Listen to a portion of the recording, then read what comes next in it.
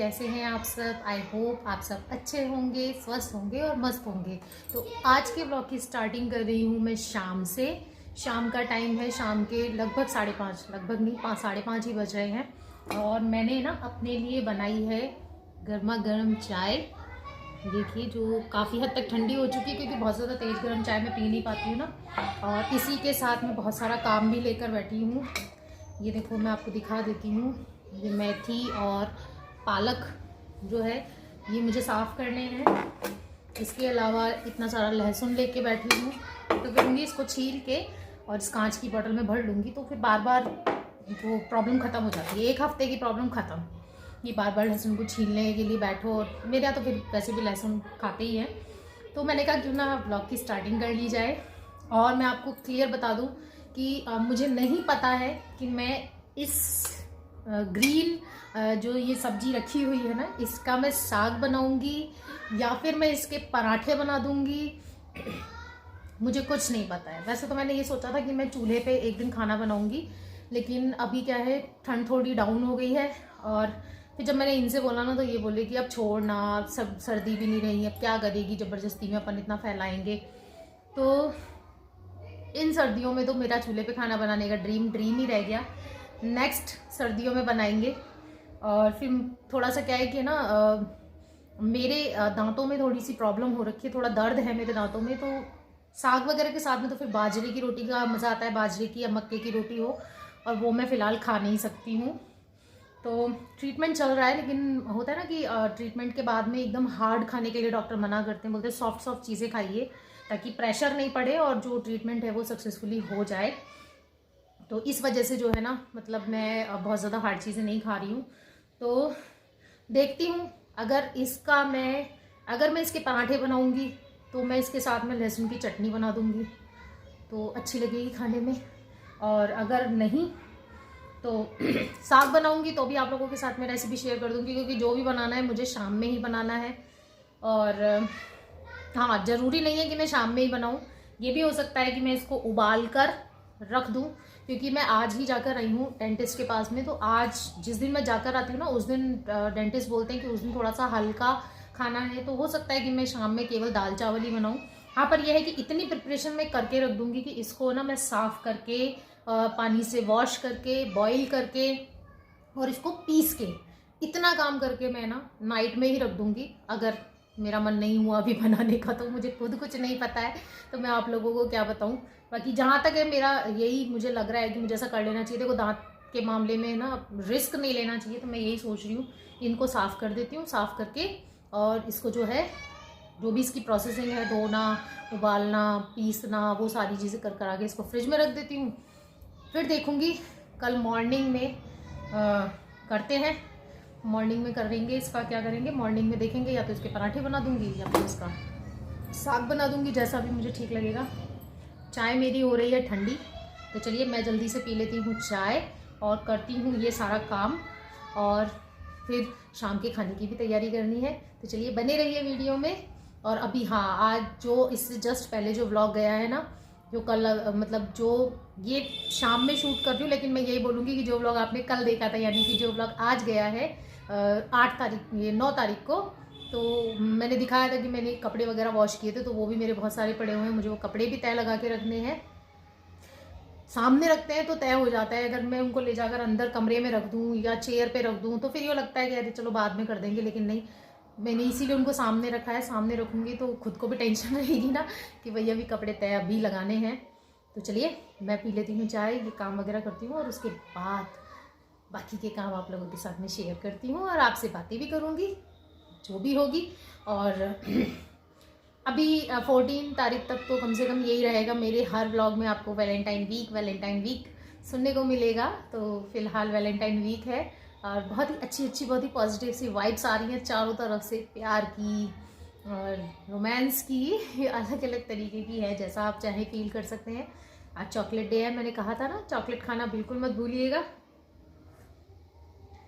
कल कौन सा दिन होने वाला है एक्चुअली मुझे ना याद नहीं रहता है कि मतलब आज ये है। मैं तो बस स्टेटस पे लोग लगाते हैं तो मैं देख लेती हूँ कि अच्छा आज ये वाला दिन है, तो मैं बता देती हूँ। तो बार बार आपसे 2 बार बोल चुकी हूँ, फिर बोल रही हूँ, मैं ये चाय पी लेती हूँ, काम कर लेती हूँ, फिर आप लोगों से मिलते हैं। लेकिन इस बार मैं आगे नहीं बोलूँगी। चलिए पीती हूँ मैं चाय।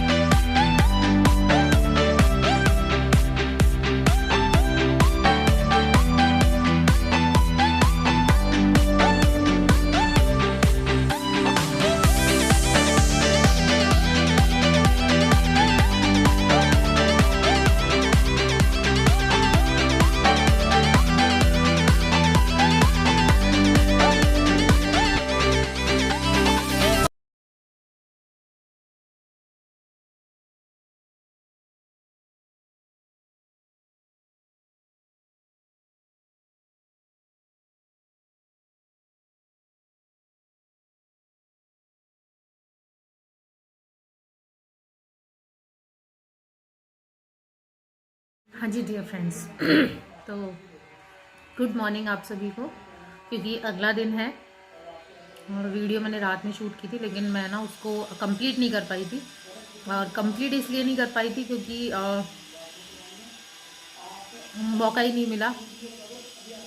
मतलब वही खाना पीना बनाने के बाद में जो है बाकी कामों में लगी रही। खाना भी मैंने कल केवल दाल चावल बनाए थे। मैंने आपको बताया था ना कि मैं डेंटिस्ट के यहाँ पे गई थी, तो मुझे दाल चावल ही बनाने थे। बाकी काम मैंने पूरा कर लिया था, मतलब बॉईल करके पीस करके जो पालक और मेथी है वो सब मैंने रख दिया है। और अभी मॉर्निंग में भी मैंने आलू मेथी की सब्ज़ी बनाई है और रोटियां बनाई थी। अब शाम को जो है मैं ऐसे सोच रही हूँ कि ना लहसुन की चटनी बनाऊँगी और पालक और जो मेथी मैंने की है ना उसके मैं पराठे बना दूँगी। साग बनाने का मेरा फ़िलहाल कोई मन नहीं है, क्योंकि वही है, साग का मज़ा तो देखो फिर उन चीज़ों से ही आता है कि आप बाजरे की रोटी या मक्के की रोटी, तो वो अभी फ़िलहाल कोई मूड नहीं है खाने का।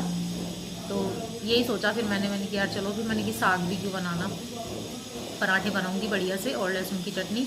और दही मेरी रखी हुई है, उसकी बढ़िया सी छाछ कर दूंगी, या दही खाएंगे ये लोग तो दही खा लेंगे, वो काफ़ी अच्छा वाला डिनर हो जाएगा। तो उसकी रेसिपी मैं आप लोगों के साथ में अगले ब्लॉग में शेयर कर दूँगी कि किस तरीके से आप पराठे बना सकते हैं। वैसे तो सभी जानते हैं, लेकिन बिगिनर्स के लिए थोड़ा हेल्पफुल हो जाता है। और आपको बैकग्राउंड में मशीनों की आवाज़ आ रही होगी तो प्लीज़ उसे इग्नोर कीजिएगा, क्योंकि जस्ट पहले मेरे सामने वाला मकान बन रहा था, लेकिन अभी जस्ट मेरे पास वाला मकान बन रहा है। उसमें क्या फ़र्श डलने का काम हो रहा है, तो होता है ना फ़र्श वगैरह डलता है तो टाइल्स काटना, पत्थर को काट के सेट करना, तो वो मशीनों की बहुत ही अजीब सी आवाज़ें आती रहती हैं। और कल रात को एक बैड न्यूज़ मिली।